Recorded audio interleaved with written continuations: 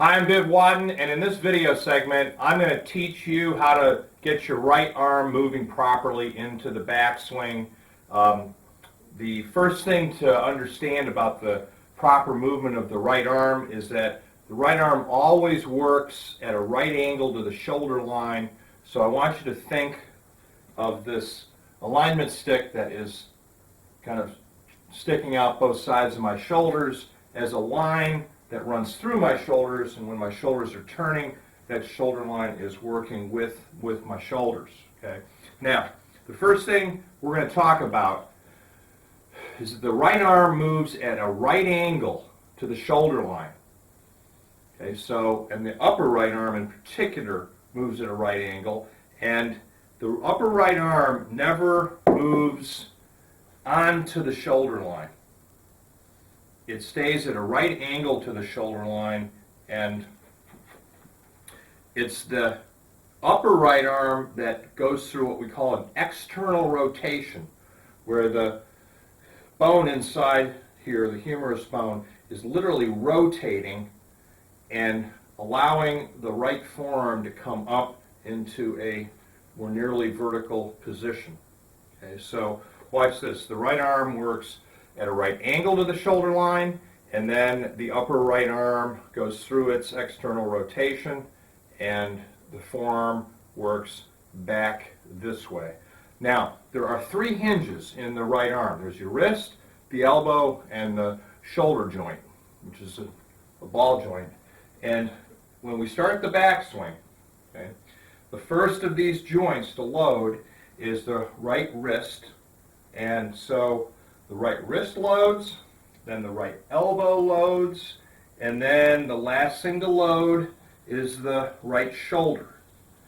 And the left arm kind of helps this, where the left arm, the straightening of the left arm, helps promote the last bit of this external rotation of this upper right arm. And it helps move the right forearm into almost as vertical a position as we can get it. Now, you're going to hear me refer quite often in my teaching to creating a loaded right arm.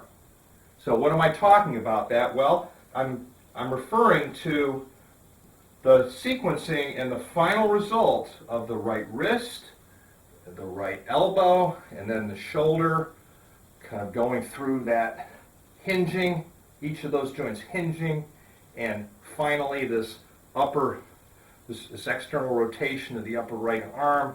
And man, my right arm feels loaded here.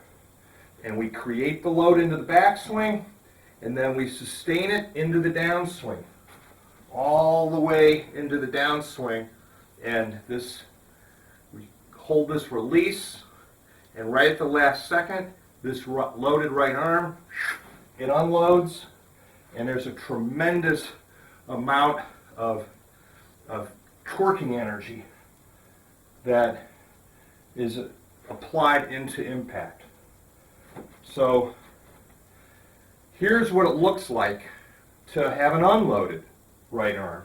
And that is, I start to take it back, and this upper arm, instead of staying at a 90-degree angle to my shoulder line, it wants to get out here and get what I call onto the shoulder line.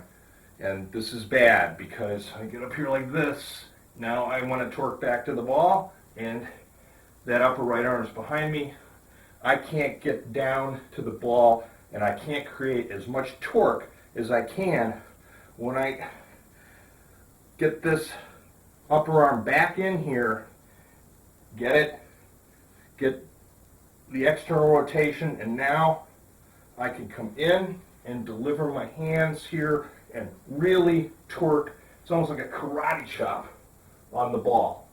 Muscles that are wound instinctively want to unwind, and loading your right arm into the backswing is essential to creating that wound feeling at the top of the backswing.